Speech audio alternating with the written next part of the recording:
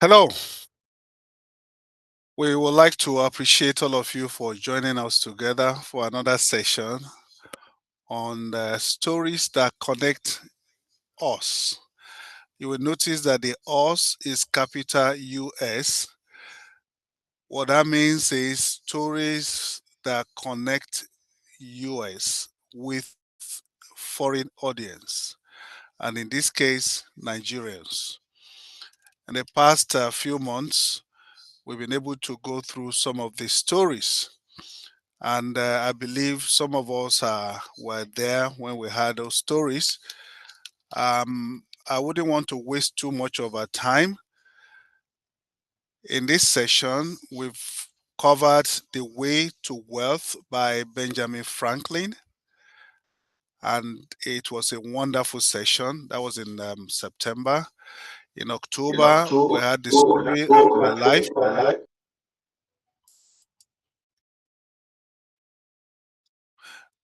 We had the story of my life by Ellen Keeler.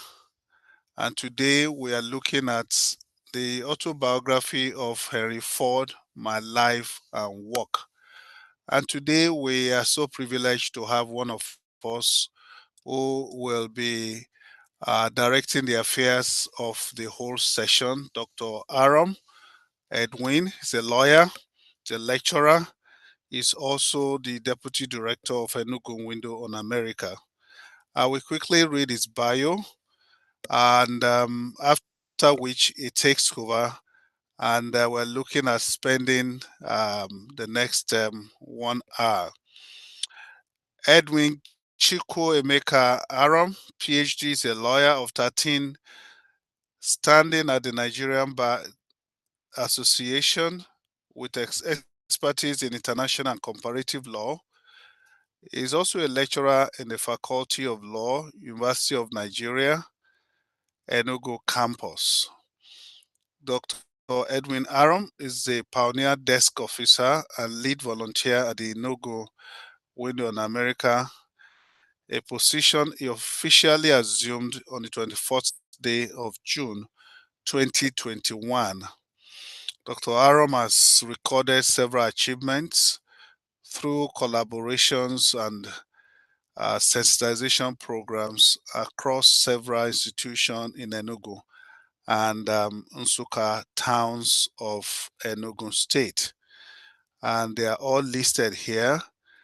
I will pick one or two of them. He hosted cancer sensitization program for over 30 cancer patients in Enugu State. He also hosted the Eastern Nigeria International Film Festival, which was hosted twice, and at the window in collaboration with the ENIFF group and many actors, even in Nigeria. Aram also was able to host several sensitization programs on Education USA for secondary schools and campus students, with many students showing great interest and a few of whom are currently studying in the United States. Mr. Aram, it's a very hardworking fellow and has assisted several people, through his office at the American space. Today, we would like to put our hands together for Dr. Aram as he facilitates stories that connect us in celebration of America250. The title is My Life and Work by Henry Ford. Please put your hands together as Dr. Aram takes over. Dr. Aram, over to you. Thank you very much for that bio. Most delighted. Today we delve into the book review on the autobiography of Henry Ford, My Life and Work. While I was going through this book, I was having several reflections. I was wondering how a book that was published over 100 years ago still bears so much relevance even till today. And there are several lessons that are available here that I'm going to point out before we start doing some of our activities. I wish I have enough time to, delve into some of the program of the statements by Mr. Henry Ford that really touched me. Now, when we hear about Henry Ford, many of us know about the car, the Ford Motors. It's one of the exclusive cars we have in Nigeria currently. But there are several things about the life of Henry Ford, apart from the production of cars. And these lessons are the lessons we are going to look at today, and they will really, really help us to even shape our lives, not just for the now, but also for the future. Now, in looking at this book, let's first of all look at the man behind the machines, the man, Henry Ford. Now, Henry Ford was a simple farm boy from Michigan State in the United States of America. Of course, most people that do extraordinary things like Henry Ford, they always come from humble beginnings. But there was one specific thing about him. He disliked the routine farm labor, but was fascinated about how things worked. And because of that, it drove him to find something different. A very important lesson I can drag from there is that for you to be exceptional, you must hate the routine. And that was one of the things about Henry Ford that sparked his passion to move to where he eventually got to. He hated the routine farm work. He wanted something different. So when he started venturing into the production of engines and production of machines, he got several failures. But one good thing about him is that he saw the failures as a stepping stone to doing what he did better. That's a product of mindset. Now, one of his quotes that struck me, he said, "Failure is not defeat. Rather, it is an opportunity to begin again more intelligently." Now, the reason many youths try and back off is because of the fact that they encounter failure and see failure as defeat, different from how Henry Ford saw it. His encounter, in short, the first two projects of Henry Ford failed woefully. It was enough to stop him. But he did not see it as defeat, but an opportunity to begin now more intelligently. Now, he founded his first company in 1903. And by 1908, he introduced another company called Model T. And by 1913, he also introduced another company. Now, let me quickly say this quote. He said, "Business must have a conscience as well as a brain." His mission was never simply to make cars alone, but to serve humanity. That's a perfect mindset. When somebody sets out to do something with the mindset to make profits alone, it's a failure mentality. But when someone sets out with an intention to serve humanity, definitely the person is up for success, because in the service of humanity is profit.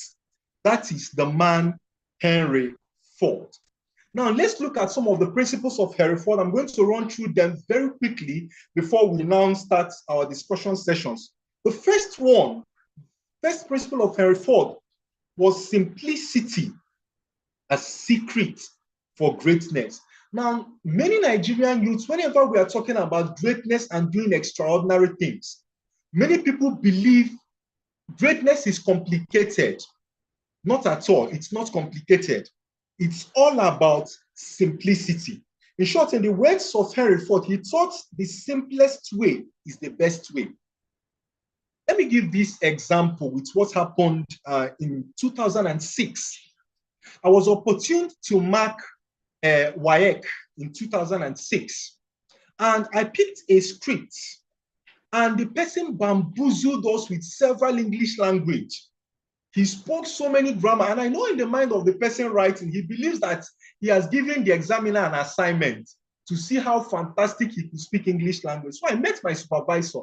I said, this person has spoken so many English language. How do we go about this? Do we start consulting the dictionary to mark him?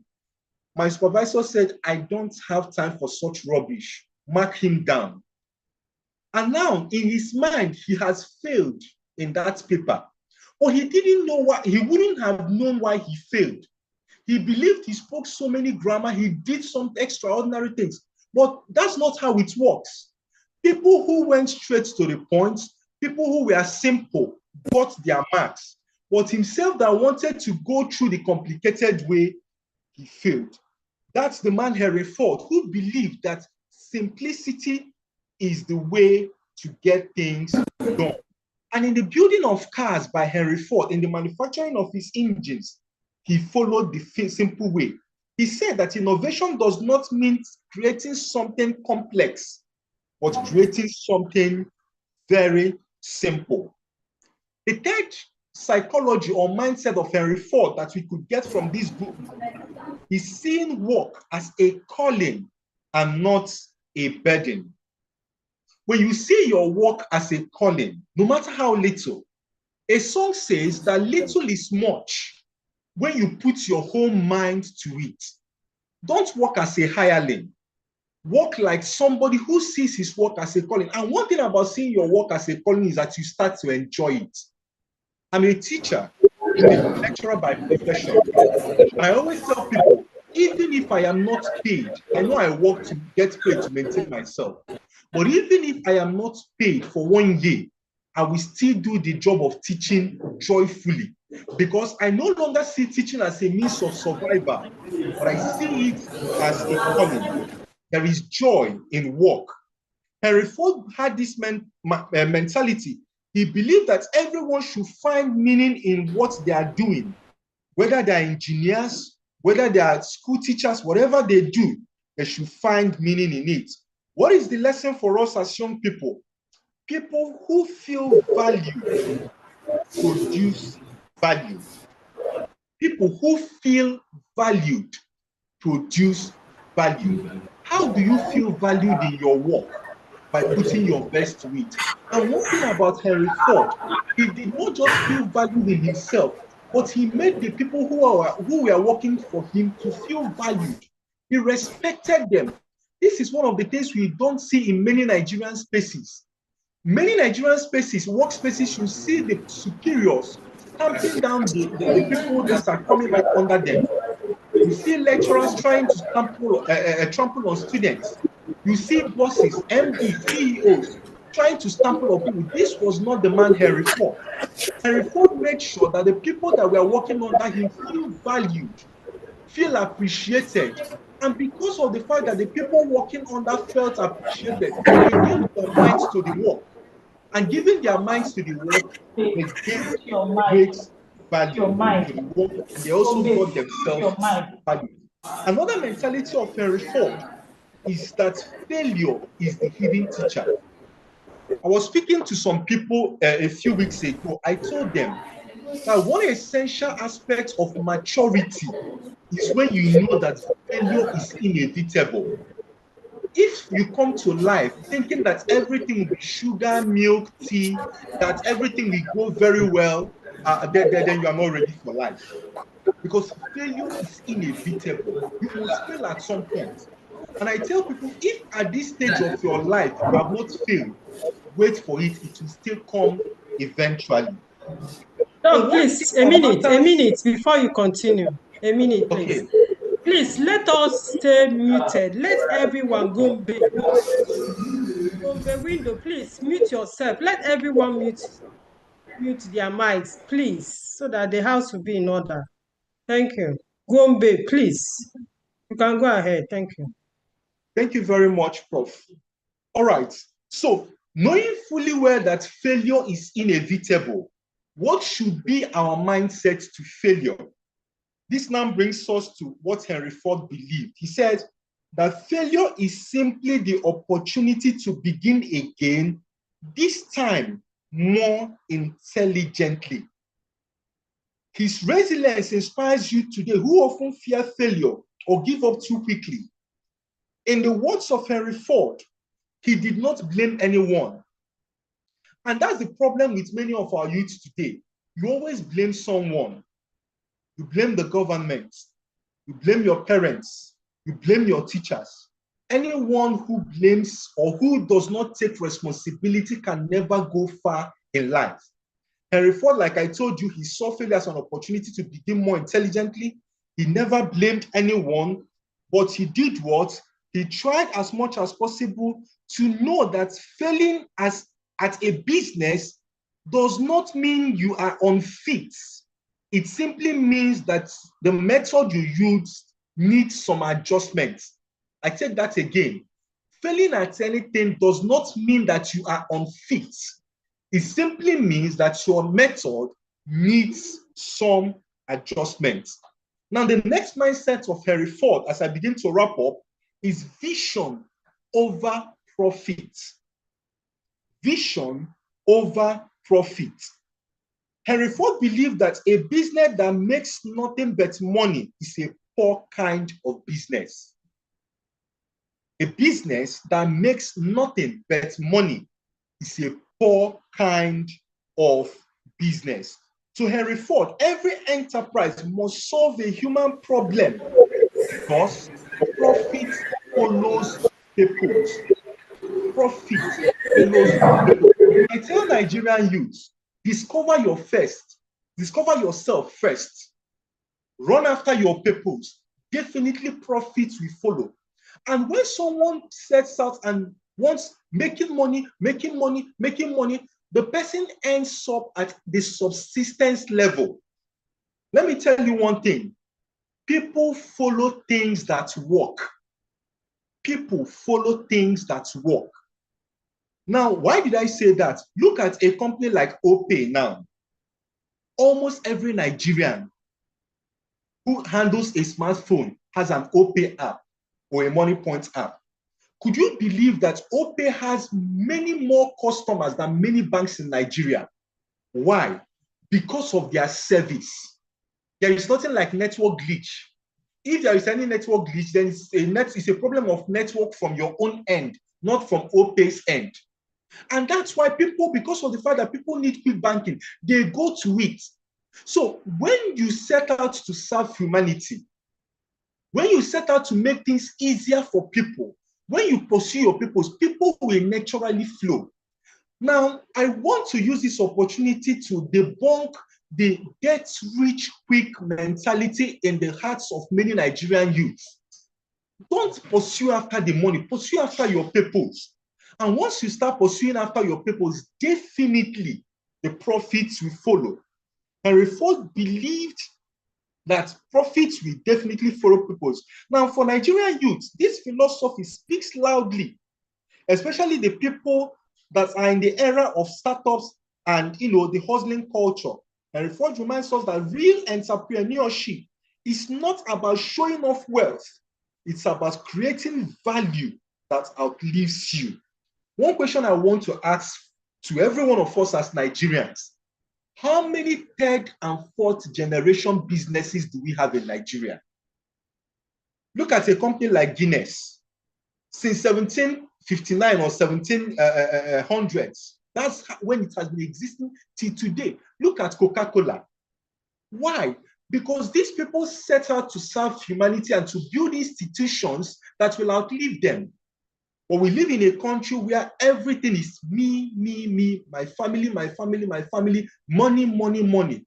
So I want to encourage every one of us, as we reflect on the life and times of Henry Ford, these philosophies that he had, they are still relevant even up to today. And I believe that if we should bring it into our lives and our business, we'll see ourselves making progress. Number 6, the 6th mindset of Henry Ford: continuous learning and pursuit for improvement. The day you stop learning is the day you die. When I was little, my teacher wanted to define education. My teacher said that education is the totality of man's experiences from the cradle to the grave. The totality of man's experiences from the cradle, the time of birth, to the grave, the time of death, which means education happens continually until the day we die. Learning continually. Some people feel too proud to learn. If you stop learning, you will definitely stop growing. The mindset of Henry Ford is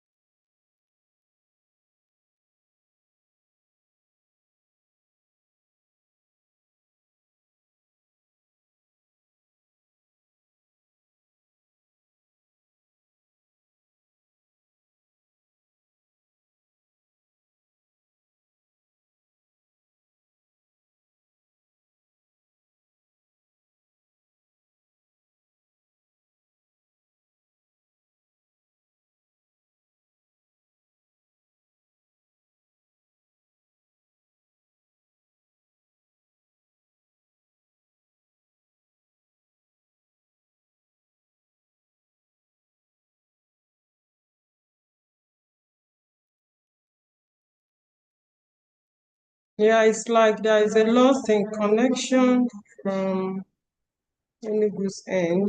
Please exercise some patience so that they can come back. Thank you.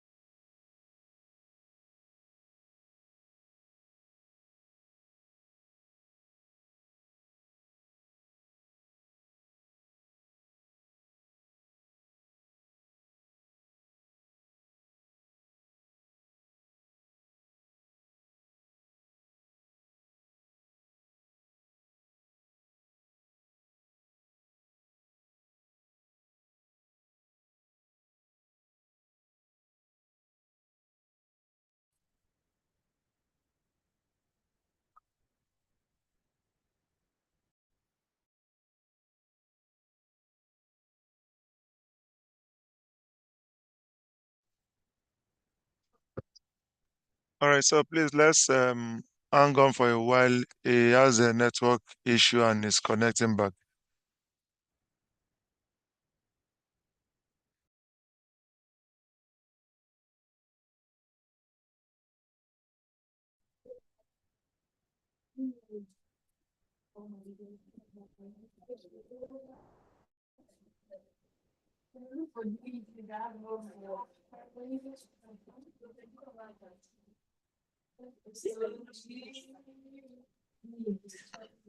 So while we wait for him to connect back, can any of us or some of us share with us some of what highlights or what you probably have gained from the book review so far? Stories that connect us. So you can just indicate by show of hand so that I can call you up. But I would say that I believe that even the three religions that we practice in Nigeria have a common. I'm going to come. All right, so Uyo, unmute and let's hear you, please. I've learned today that okay. Good afternoon. I've learned that and the simplest way is the best way. That's what I've learned today. The simplest way is the best way. All right, thank you so much. The simplest way is the best way. There's no need trying to make things more complex than it should be. All right, who else?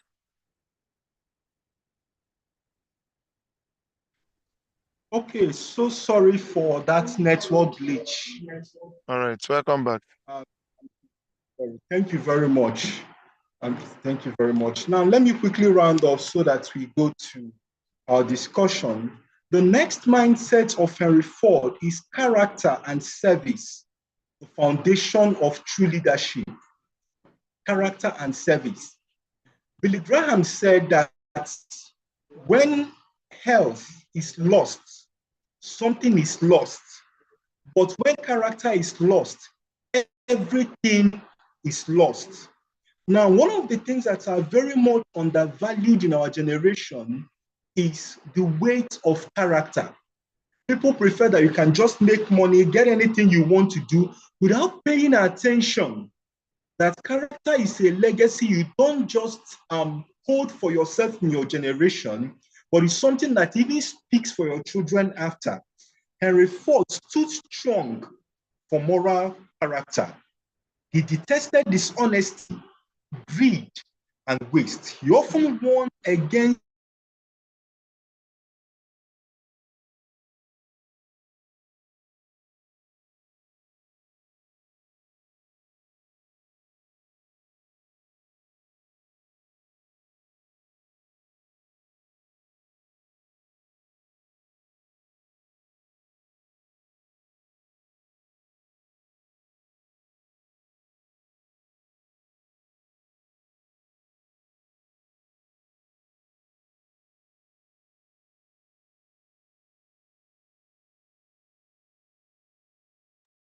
So I guess we're having, I think there's a serious network issues from facilitators' end.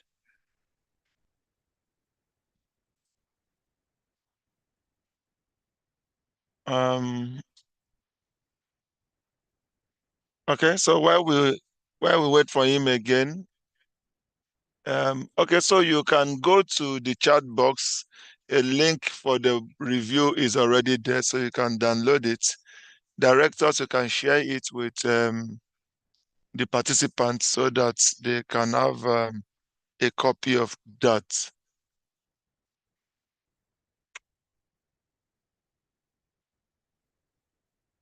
So while we wait for him to try to get back in, so can we have anyone from any of the space share what they have learned so far?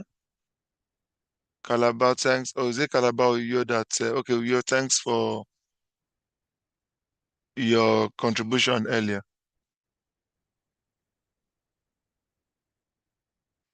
So anyone?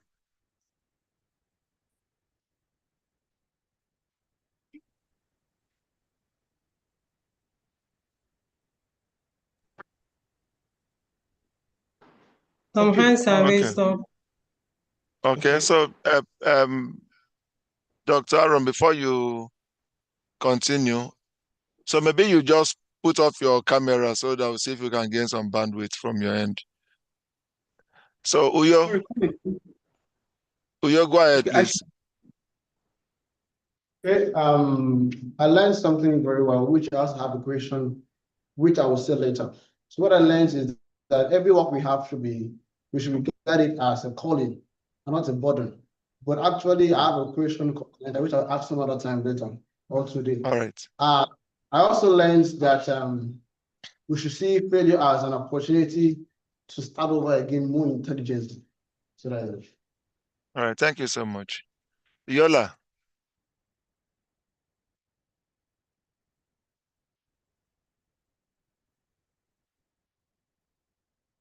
Good day. So I've learned that falling down does not mean giving up. It means giving more opportunity. It means giving a person opportunity to correct some of his mistakes. And falling down is also a part of success. Thank you. All right, thank you so much. Calabar.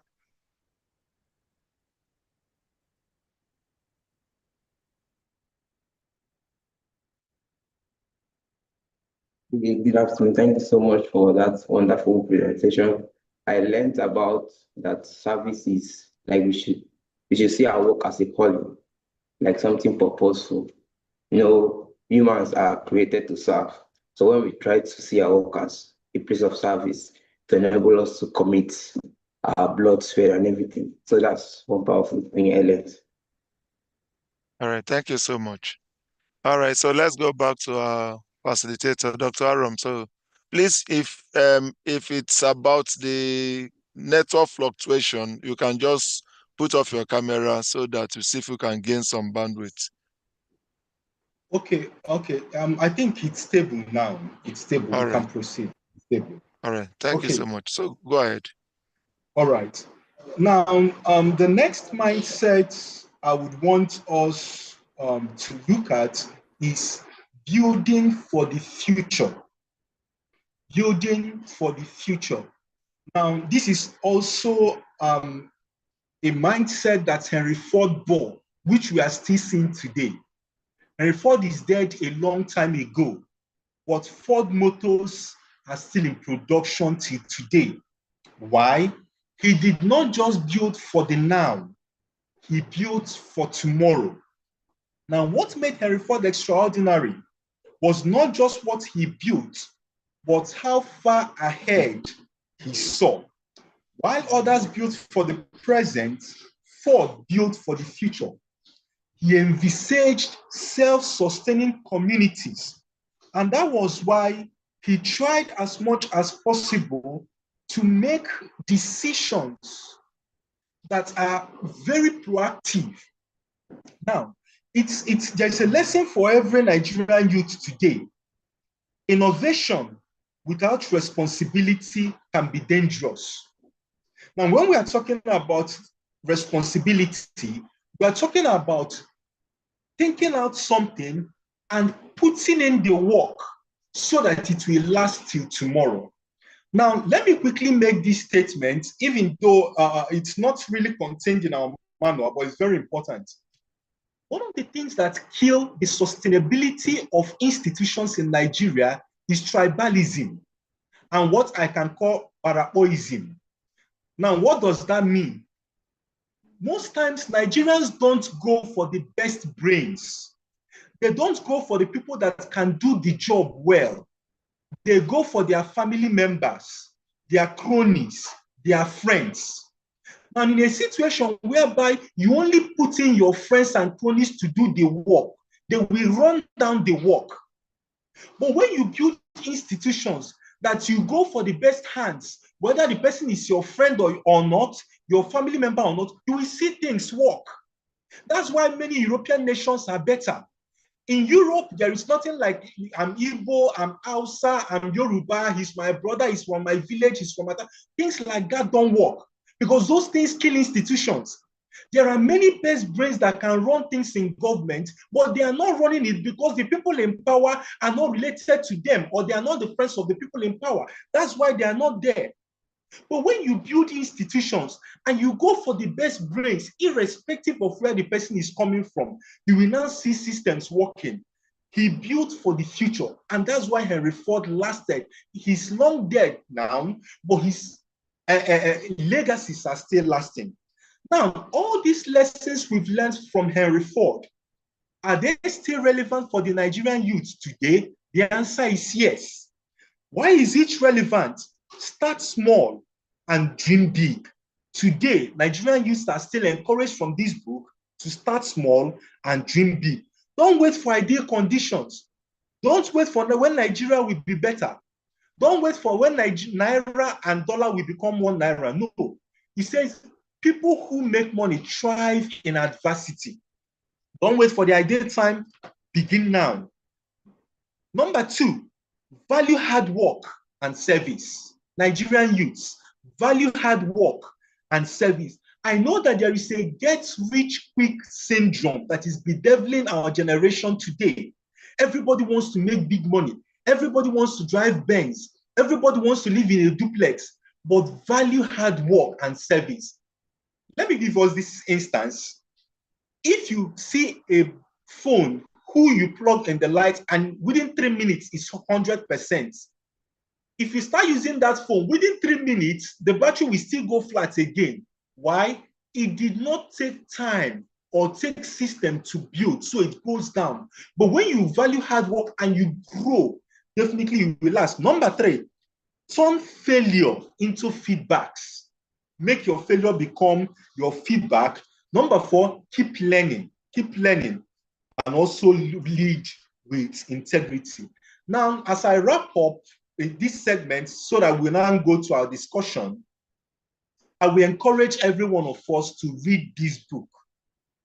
The reason we made this book review is to encourage you to read the links. The link is there.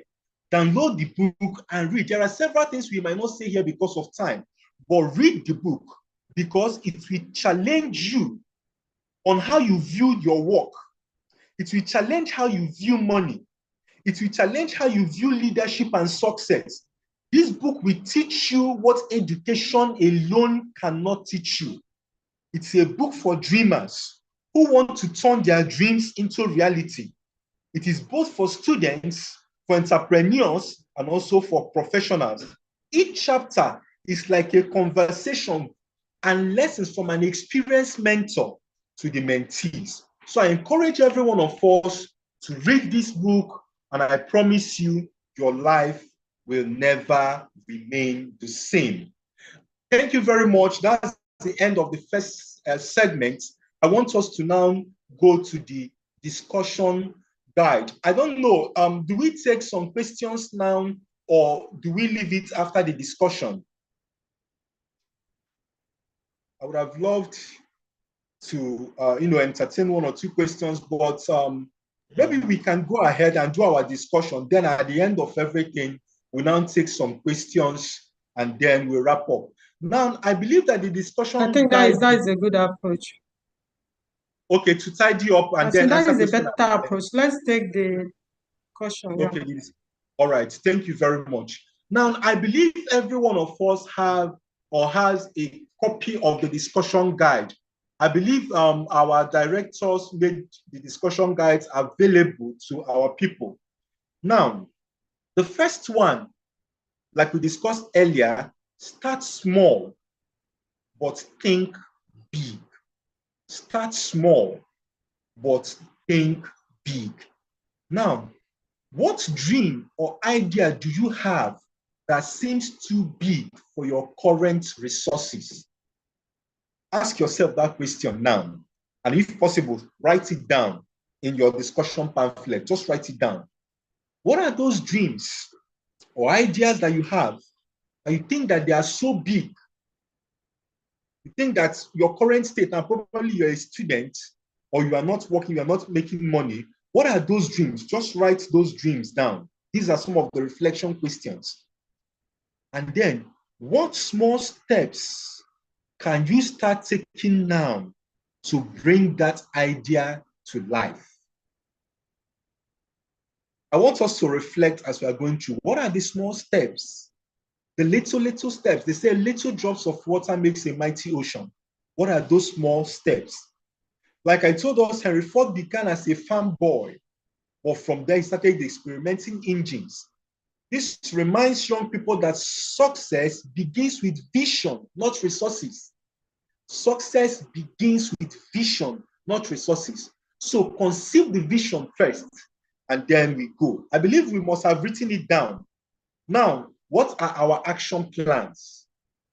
What are our action plans? Now, identify one skill, project, or idea you can start immediately with what you have and share your progress with a mentor or accountability partner. Identify one skill. If you find it difficult to identify, you can just write it down. During the question time, you can ask your question so I will know how to help you. But try to identify. And the purpose of that identification is that you can approach a mentor or an accountability person. Now, the second reflection guide, innovation through simplicity. Innovation through simplicity. I've already spoken about that when I was speaking. Ford revolutionized automobile industry by simplifying car designs and creating the assembling line, reducing production from 12 hours to 90 minutes. He proved that innovation does not mean complexity. It often means making things more efficient and accessible. We've already talked about that. Innovation is not about how complex things are, but how easy. Now, what are the reflection questions? In what areas of your life or work are you overcomplicating things? Write it down. Some of us, many of us are students. What are those areas of your life that you know you are overcomplicating things? In the area of your reading, in the areas of your studies, on the areas of your research, in the areas of your organization. For some of us that are apprentices, in the area of discharging your duty, what are those places that you feel you're overcomplicating things, or that things are just webbed together that you are not getting it? What are those areas? Then how can you simplify the process, product, or plan to make it more effective? How can you simplify it? For some of us that are students, how do you write out your guide, your schedule, your timetable, your scheme of priorities? How do you write it down to make things more efficient? Now, what are the action plans? Pick one activity or habit you can streamline this week. Pick one. As I'm speaking, just be writing it down. What's one activity can you streamline this week? Is it the area of time management, or study, or business workflow? Which one can you practice? Can you put into work? Especially time management. We do African time, Nigerian time. No, we don't do it. If you must make progress in life, pick one. Okay? Now, practice doing more with less. Practice it. Doing more with less time. Doing more with less effort. Doing more with less stress. Try to practice it. Find one simpler way to achieve the same results. Document the outcome and share your insights with others. We go to number 3. Work hard and discipline matter. Sorry, hard work and discipline matter. Hard work and discipline. Many people say, I want to live a soft life. I want to relax and be taken care of. I'm a babe, I'm more. I don't want to stress. If you must make progress in life, you must stress. So it's not easy anywhere. So how do we work hard like Henry Ford did? And how do we discipline ourselves, knowing fully well that hard work is not punishment, but a form of self-expression and service? Let's look at some of our reflection questions. How do you define discipline in your daily life? I want someone from Yola to answer this question by the time we start taking question and answer. When Yola will speak, I want somebody to define discipline for me. And I'm not just directing it to Yola, but I'm directing it to every one of us. What do you understand as discipline? To your own personal life, what do you see as discipline? Because you cannot say you are disciplined when you don't even understand what discipline is. What are you willing to do, knowing fully well that you will not be punished for it? You know that this thing is bad, but if you do it and you will get away from it, would you still do it? You know it's bad and you will not be punished. Would you still do it? Because discipline, most times people comport themselves because they are afraid of punishment. But discipline is that mode you put yourself, that even if others are doing something contrary, you control yourself not to do so. What do you define as discipline in your daily life? I want you to give your own personal definition of discipline. Now, what distractions or habits are keeping you from being your best self? Ask your question. Write it down. Write it down. What are those distractions? Your mobile phone, TikTok, Snapchat. You wake up in the morning, no prayers, no reflection. the next thing you pick up your phone immediately. I'm a lecturer in the university, and some of the time you are teaching a very important course, and some students are making videos in class and they are chatting. And when they eventually fail, they will come back to you, sir, you gave me F, you gave me gave you, or you made F by yourself. You were chatting in class. I didn't give you, you made it. So what are those things that are hindering you from being your best self? Is it laziness? Many people are lazy. When I'm talking about laziness, they don't want to stress themselves. They see things that should be done, but they are too weak. They want people to do things for them. Is it laziness? Is your mobile phone or your friends? Friends. Nobody wants to be different. Again, but innovators, people like Henry Ford, they are different people. If you must always flow with the crowd, you will always remain ordinary. So write them down. What are those distractions? Now let's look at some of the action plans. I'm going to move faster so that we take our questions. Identify one area where you lack consistency. Identify one area where you lack consistency. Is it in your study habits? Do you lack consistency in study habits? Punctuality. Are you always late to things? Or skill development? Now, this is November. Year is almost gone.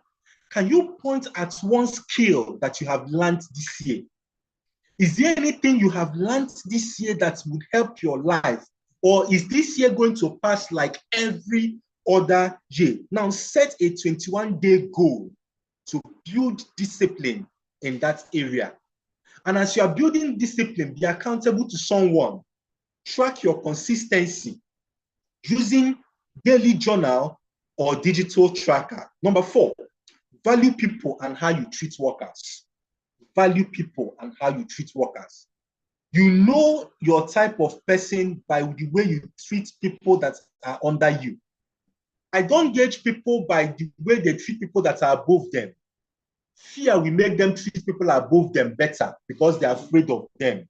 But how do you treat the people that are your peers, and how do you treat people that are below you? Like I told us during the introduction, I told you that Henry Ford made his workers to value themselves.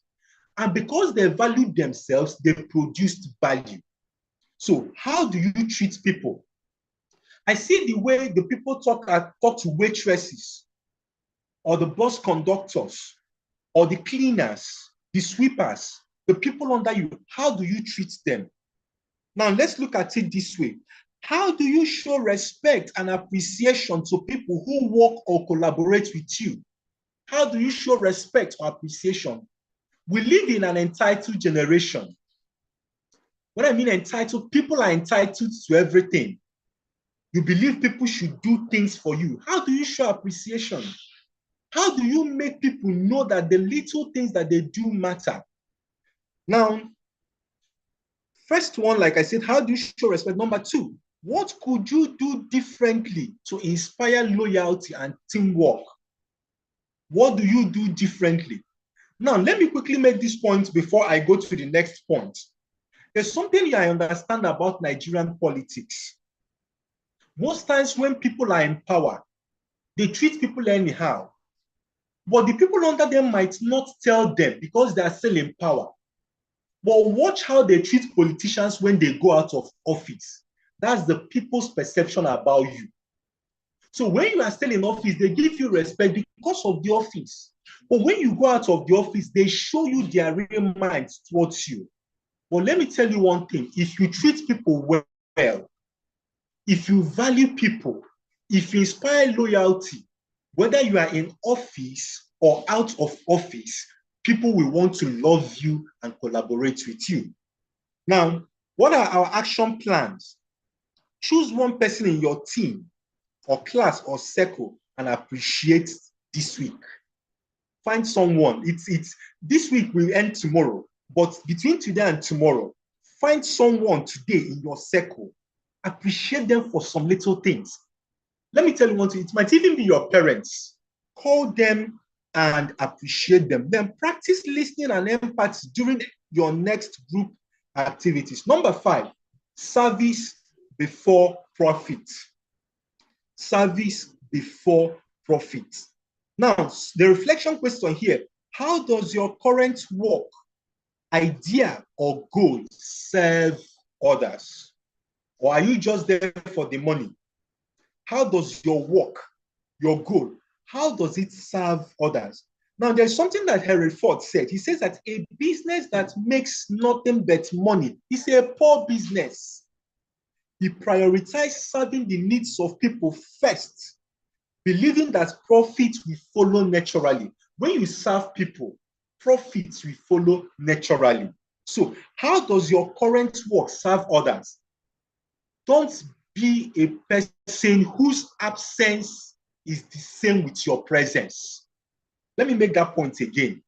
Don't be that person whose absence is the same with your presence. When you are absent, you are useless. When you are present, you are still useless. There's no difference between when you are there and when you are not there. But be that valuable person that when you leave, people will feel it because you have served others. Now, what is the second reflection question? What change can you do to add value in people's lives? What change can you do?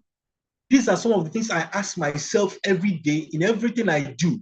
What difference can I make here so that whenever I leave, people will remember me? Now, I remember when I served in Ondo State. And during my youth service days, I was a corpus liaison officer. Because of time, I might not give you in details of my activities there, but I changed things. I made sure that things were done differently. So after I passed out, after some time, I was in the Western Nigeria. I came to Osun State. I said, let me go back to Ondo State where I served to see the people of the community. When I now came back, I came to the local government secretariat and I introduced myself. The local government inspector, the way the man jumped off from his seat and greeted me, I was like a small boy like me. Why are you greeting me this way? He made a statement that really struck my heart. He said, so you are Edwin Arum. He said, I have heard many things about you. I wish I met you physically.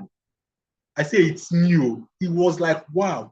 Now, I have passed out a long time ago, but the things we did were still speaking for us that even without knowing me in person, people were already hearing.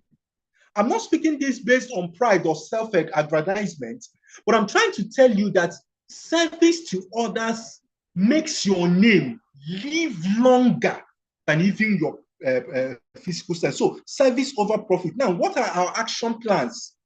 Redefine your business or career in terms of service. Who are you helping and how? Write that question down. Write it.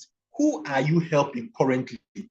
And how are you helping the person? Then the next one, identify one community problem with your skills and how you will solve it. Now, our next action plan, resilience in failure. Resilience in failure. We're almost wrapping up. Resilience in failure. Now, we know that Henry Ford, before Ford Motors Company succeeded, Henry Ford had already built several multiple failed ventures. But each failure gave him experience that prepared him for greater success. Each failure gave him. Somebody said that failures are like stepping stones. The more you climb on them, the more you go higher. Now, let's look at our reflection questions. What failure or setback have you faced recently? What failure or setbacks have you faced recently? Like I told us when we started, failure is part of life. You cannot escape it. You cannot escape it. What matters is how you approach it. So what are the recent failures that you have experienced? What are some disappointments you've experienced? Then number two, what lesson can you extract from it to improve your next step? What lesson? Now, if you go through failure without learning anything, that experience was a waste. If you go through failure and you don't learn anything, Now, for some of us that just go through life not learning, from today onwards, form it as a habit that each thing, each disappointment, there must be something you've learned from it. Let me give you an example. One of the courses I am teaching in my university currently, I did badly in it while I was a student. I performed badly in one of the courses I'm teaching while I was a student. But going over that course again gave me the opportunity to understand it better, that today I am not just teaching that course, but I have raised several authorities in that same course. Why? I did badly and I learned from it. So how are you learning from your failures today? Now, what are our action plans? Because we must take actions. Write down the last 3 failures. Write it down. What lesson each one of them taught you, and identify one past failure that prepared you for a future success. Write it down. Now, mentor or encourage someone currently struggling with that failure. Mentor or encourage someone. Like I told you, I almost dropped out from law. Yes, while I was in university, while I was finding it difficult to move on with the law, I almost went back to political science. I almost. It was the encouragement of one of my friends that made me to hold on. I didn't know that a few years after, I wouldn't just be a lawyer, but I will now come back to teach that same thing that almost frustrated me out from the system. And let me be very honest with you, the experiences I had, especially with my downtimes in law, is now shaping how I interact with my students and the approach I adopt in my teaching. So my failure has actually taught me something, and that's one of the things we learned from Henry Ford. Now, number 7, continuous learning and adaptation. Continuous learning and adaptation. Like I told you earlier, the day you stop learning is the day you die. Henry Ford never stopped learning. He always asked himself, how can we do this better? So he surrounded himself with engineers, mechanics, and thinkers. Thinkers. He was a lifelong student of improvement in technology. Now, what are some of our reflection questions? How often do you learn new things beyond your school or job? How often? I asked us a question. This is November. What new thing have you learned this year? What new thing have you learned this year? What new skill would make you more valuable or fulfilled today? Is there any new skill that you feel will make you more valuable today? Now, what are the action plans? Plan and commit yourself to learning one new, either digital, technical, or soft skill each month. Each month. Now, all the things we've been discussing today require intentionality. Some of them might not be convenient. Yeah. Some of them might not necessarily be convenient for you to do. But you must determine, you must intentionally tell yourself, I must learn one new thing every month. That's part of our action plan. There are several resources, even in the American spaces and even outside, both in YouTube, American spaces training videos, Coursera, Udemy, many of them. Now, as you are learning, you're also teaching someone. Now, the next reflection step, number 8, which will be the last one, think of the future, not just for today. Think of the future, not just for today. When I was speaking earlier, I told us that one problem with Nigeria is a problem of continuity. Our institutions do not last. Like I was telling us, look at Guinness, look at Coca-Cola. These are institutions that have endured for centuries. Steve Jobs died a long time ago, I think in 2013. But Apple keeps bringing in new iPhones every day. Why? Institutions for the future had already been set down. Look at Henry Ford we are talking about today. He's long gone, but Ford Motors is still bringing up several innovations. So Ford looked beyond cars. He envisioned transforming the society transportation, and production. He built for the future, not just for immediate gain. So youth today must cultivate foresight and prepare for tomorrow. Now, what are some of our reflection questions? What are some of our reflection questions? Are your current choices aligned with your future desires? Are your current choices aligned with your future desires? Let me tell you one thing, life is garbage in, garbage out. The choices you are making today will either make your future better or make your future bad. In my language, there's something we say, I won't say it in Igbo because some of us might not understand. You cannot work in railway and take your salary from the coal corporation. So if you work in railway, you will do what? Reap your salary in railway. If you work in coal corporation, you take your salary in coal corporation. So if you work in frivolity, your future cannot be success. So for your future to be success, you must work in discipline. So you must try and ask yourself, your current choices, what you are doing with your life today, does it align with what you want to be in future? Then the second reflection question, what kind of legacy do you want to leave in 10 or 20 years from now? What legacy would you want to leave in 10 or 20 years from now? I was telling some of my students, 5 years from now, some of you will be ashamed of what you post on TikTok. 10 years from now, some of you might not want your children to see some things you are doing in social media today. So if those things do not align with what you will become 10 years and 20 years from now, why don't you make choices that align with where you are going to? Now, what are the action plans here? Write your future vision statement, where you want to be in 5 years' time. Break it down into yearly milestones with measurable goals. Review your progress quarterly and adjust your paths where needed.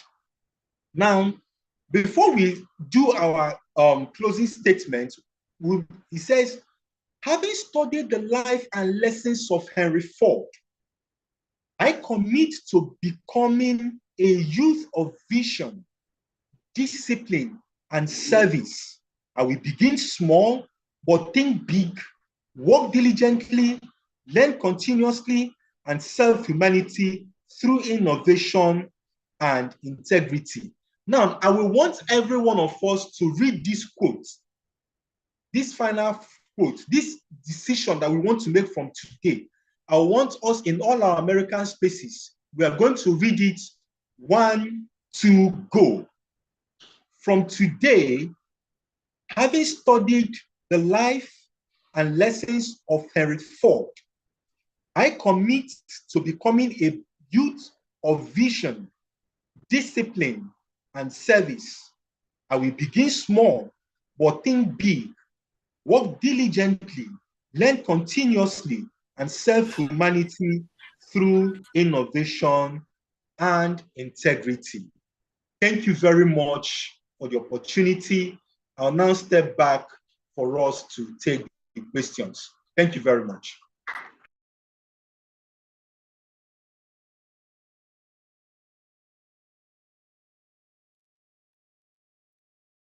All right, Josephine, are you moderating or I should go ahead?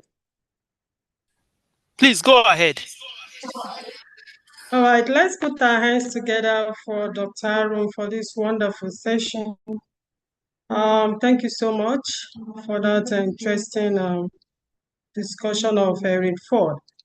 Now we are going to go straight away to take the questions, and we shall also take questions from the chat box. So if you have any question, drop it on the chat box. And if you have any question from the various windows and corners, just raise up your virtual hands and we are going to call you on to speak. So thank you.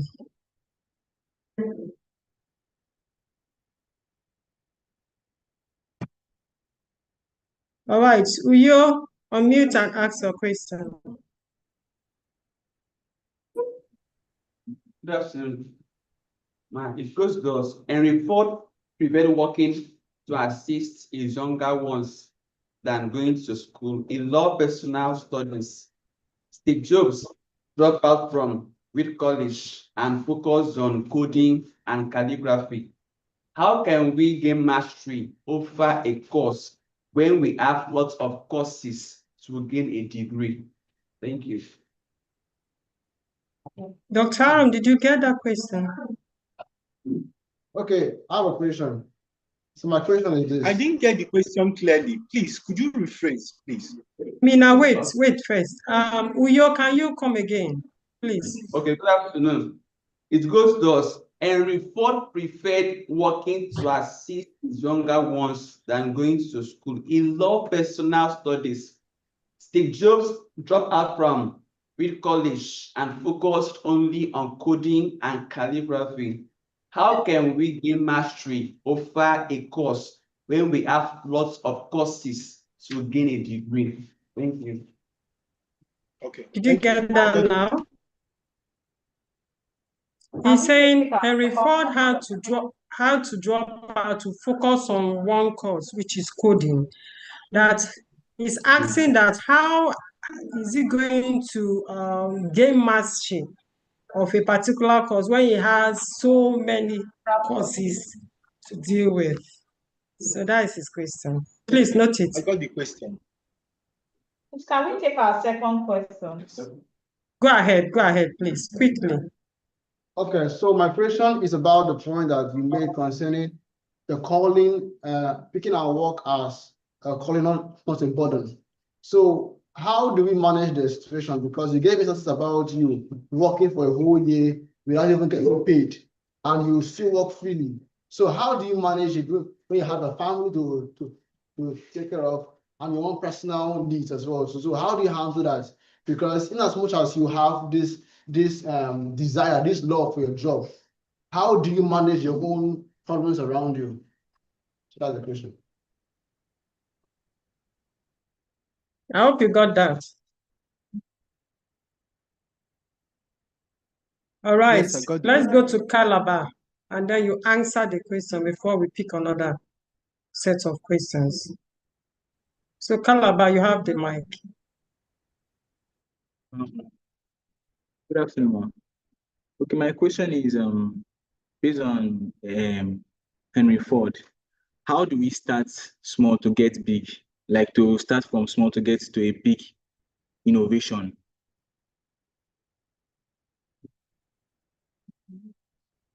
Okay. Like okay, I got on like in terms of our goals, like our perspectives, like how do we start small to get big?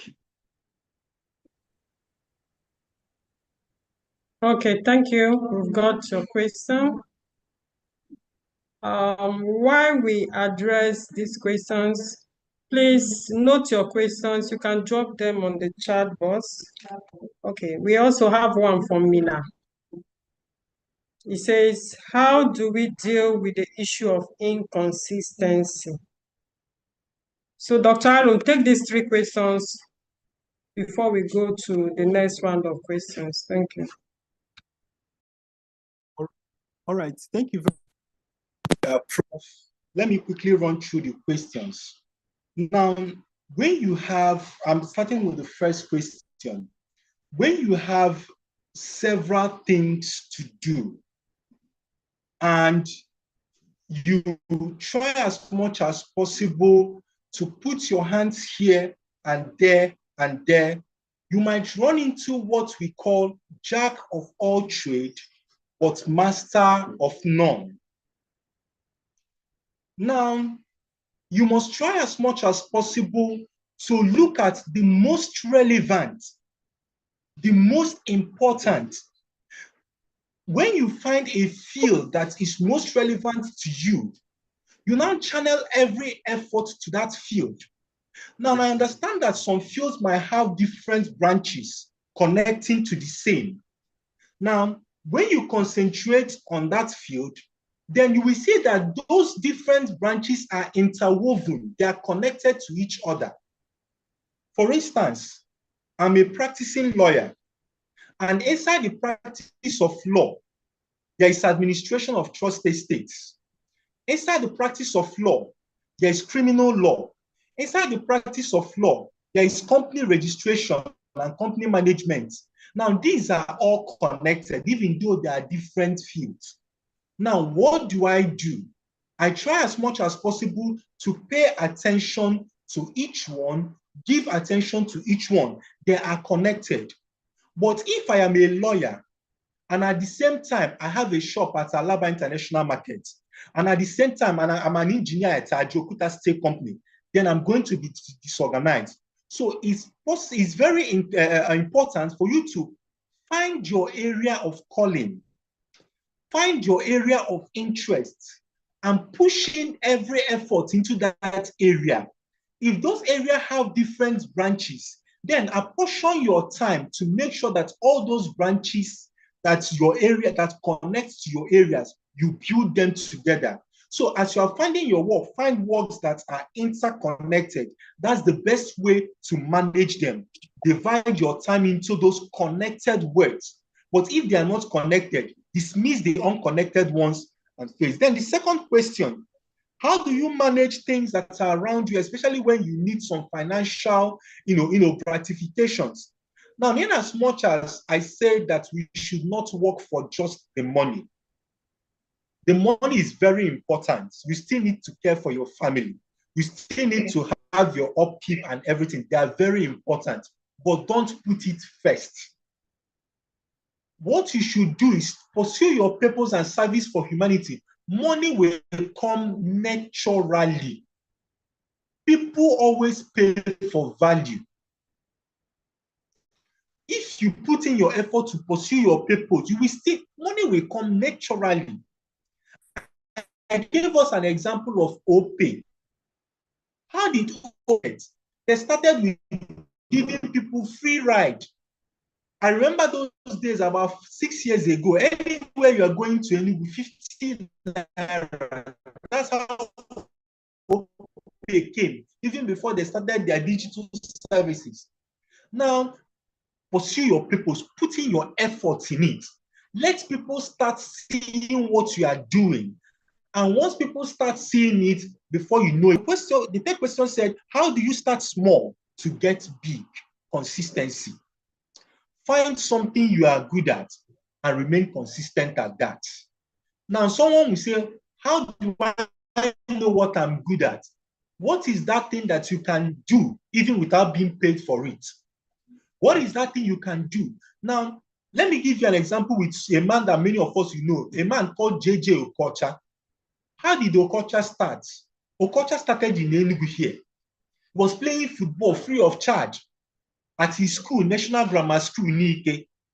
He offered himself, and little by little, he was consistent at that. People started looking at him. One good thing about consistency is that people will start be consistent at that. Deploy all the lessons we have learned today. Once you are consistent, once you show up every day, little by little, people will start knowing you. People will start feeling what you do. And based on that, you see yourself growing. When we say that people are big, or that somebody has grown big in his profession, it simply means that more people are now flowing to him. So the best way to start small and grow big is show up every day. Be consistent. Get mentors. Don't be hidden. Showcase yourself. And before you know it, you see yourself growing. Number 4, how do we deal with inconsistencies? Be intentional. That's the only answer. Be intentional. Man naturally loves to be inconsistent because we don't want pain, we don't want pressure. But tell yourself whether I am feeling it or I am not feeling it, whether I am tired or not, whether I am failing or not. It's a daily, the work of intentionality is a daily progress. So wake up every morning and tell yourself, I will do this. Tell yourself, sometimes you might be discouraged. Discouragement is part of it, but wake up every morning and tell yourself. So the best way to overcome inconsistency is what?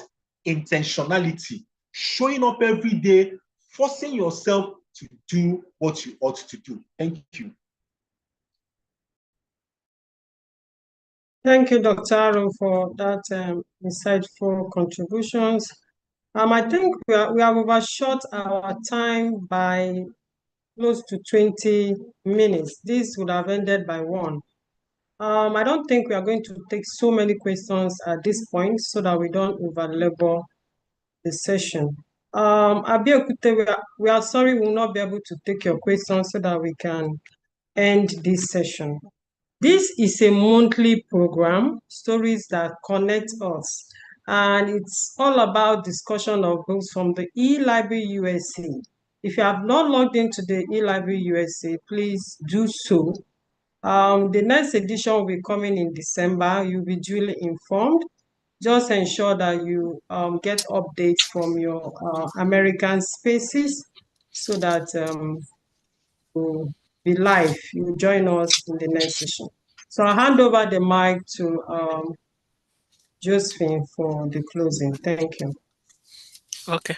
So I just wanted to say, if you still want to engage in your different spaces, you can continue engaging with the director. I'm sure that there's still a lot more to learn from this book. So with that, I would like to appreciate Dr. Arum. Please, can we give him a round of applause for such a good job on this book review today? Thank you. And we are glad that we are back even to programming. So subsequently, you'll be hearing from our directors, the next plan, the next program. Thank you, everyone. And we wish you a lovely and a great weekend. Bye for now. Bye.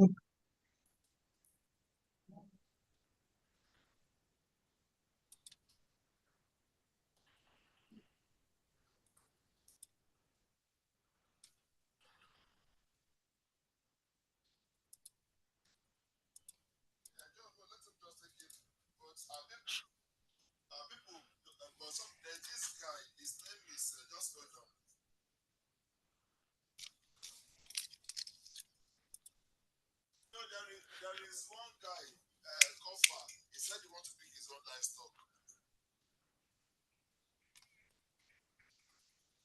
Let him pick the livestock and then let him go. Then let him take the other ones back and bring them. Did you bring